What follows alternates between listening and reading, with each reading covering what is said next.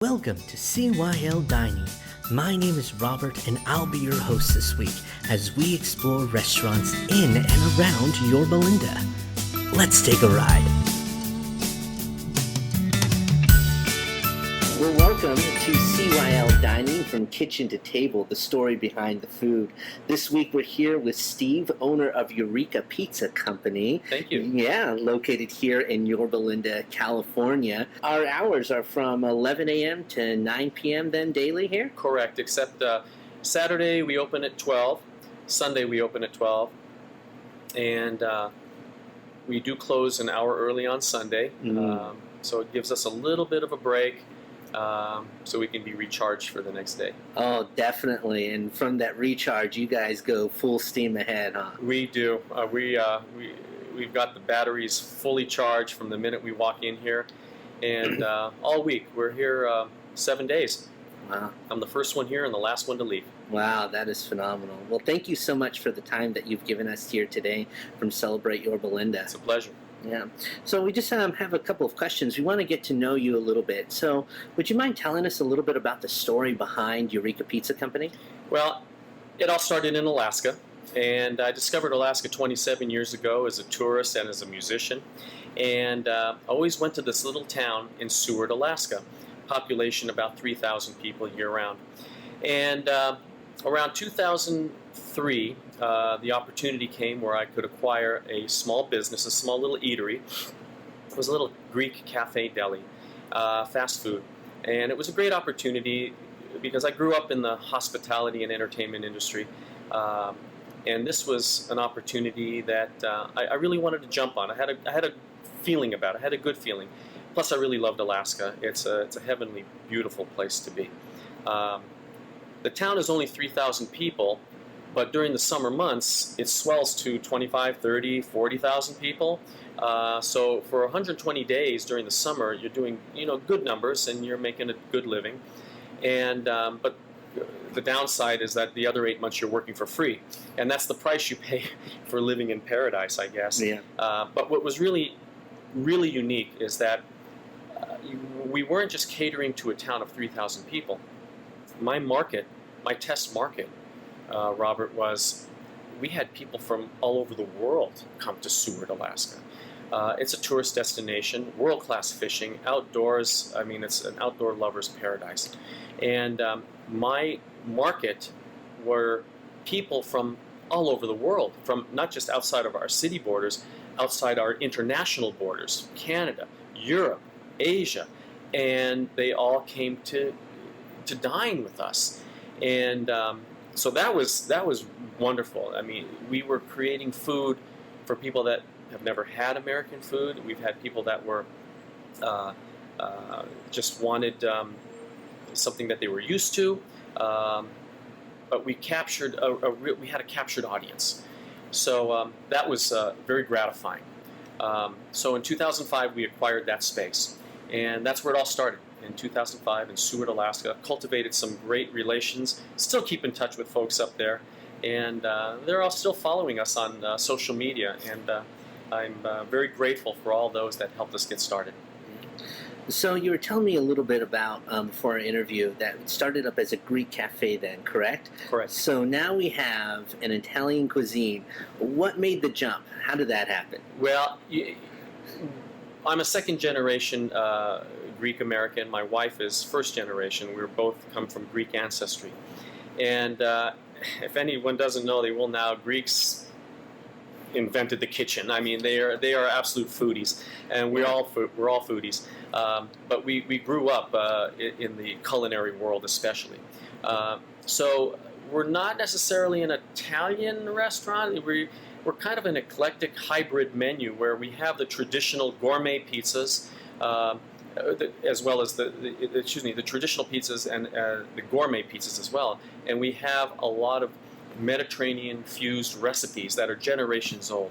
All of our sauces I make in-house from our tzatziki sauce, which is a yogurt-based cucumber, garlic, and dill sauce, very traditional.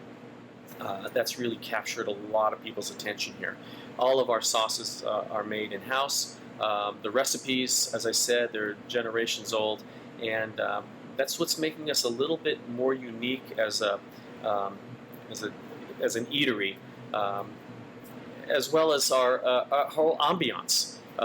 When I came down here, I realized you got to be more than just a good place to eat. You got to be unique, and what makes us unique is our. I think I go back to the word our ambiance. I wanted to create a dining destination that was a warm, rustic, friendly environment. And I tell everybody, stay here until you leave, and we're seeing that there's a level of comfort that people come here. They're not rushed. It is truly a dining destination. That is absolutely phenomenal. Now, I want to know a little bit more about the impact that you're making here in the community. Many people may not know this, but you've sponsored one of the 3 main stages at Celebrate Your Belinda, which was a phenomenal turnout and a great outlet for musicians, and that allowed that real progressive type of style of music to be there. And also, you did this phenomenal donation for the pizza for the Boys and Girls Club, who were impacted by the Catarina's Club as well. So that's phenomenal. But beyond those things, what are you looking at in regards to making an impact? I value everyone that walks through this door, Robert. You got to give back to the community. I remember, growing up and, going out to eat seemed like an entitlement. But nowadays, it's a privilege to go out and eat, whether you're buying a $3 slice of pizza or you're buying, 12 pizzas because you're catering a party or a birthday party. It is an absolute privilege. So I value that. And when people walk in through these doors, they need to know that I not only do I respect them, but I appreciate that they're coming in. They chose us to come in and dine, whether they're quickly in and out, they may be having a business meeting, or we have families that come in on a weekly basis with their kids. I mean, when they walk through the door, I already know they want a little cup of olives, because the little ones love the little things to nibble on. It's getting to know your customers. Yeah. And I value them, and giving back to the community is critical. They're the reason we are in business, and it's creating that vibe, that warm, inviting, environment that makes them feel comfortable. You got to give back to the community, and you are there for them. As I said, I value everyone that walks through the door. When they walk here their first time, they're a valued customer. By the time they leave, they've kind of welcomed. They've been welcomed to the family. Yeah.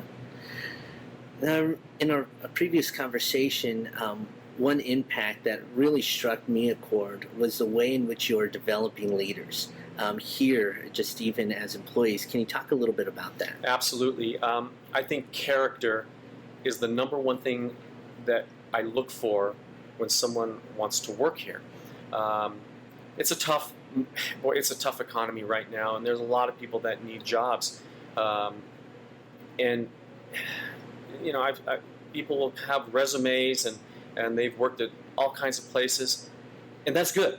That's important. Work experience is critical. It really, really is, especially in the food industry.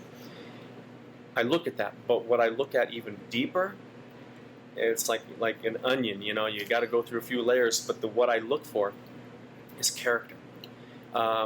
Someone who's rich in character will learn that you'll know if they love what they do and do what they love. And someone who's really rich in character brings so much to the table. They bring so much, and not only not just for the employer, but to the guests. And because I value that so much, and I let my staff know that not only are they valued, but how much I respect them for that, their happiness shows, and it's pretty much it's infectious. Yeah. And our customers feel that. And it's all part of that vibe, that package of being a good place to be. That is absolutely phenomenal. Well, thank you so much for sharing. Yeah, you're very welcome. In that. So taking a look at where you are right now, and we have an eclectic variety of dishes here, right? Each one with its unique flavor. Which one were you saying, hey, you got to try this one? this is so easy for me. Well, yes, everything on the menu has got to try something. There's, I picked everything on my menu because it wouldn't be there if I didn't like it. But the one thing is my stromboli. Now, what's a stromboli? Okay, I've yet to see any strombolis in this market. Maybe they're there. I don't know. But the difference between a stromboli and a calzone, people want to know, well, what is the difference? Okay, a calzone is a folded pizza, and you can put anything you want in it. And I do have some staples on my menu that are pretty popular, but you can create your own calzone. But a stromboli is more of a long baked pizza pocket. Basically, it's the shape. And they're 17.5 inches long. So you could feed 2, possibly 3 people. My number one most repeatedly ordered stromboli would be my Greek spinach and chicken. It is so delicious. And you know, we make these things fresh, Robert. We bake them fresh. Nothing's frozen here. And the dough that we do, as you saw earlier, I make my dough fresh every morning. You'll see me out here parked, and I've got my dough already in the sift. It's by 7 o'clock, and it's ready to use later that day. But the stromboli is absolutely delicious. I hope that will be I would love to see that as a staple, as why people come here, along with everything else, of course. Visit us on our website at EurekaPizzaCo.com, and please like us on Facebook.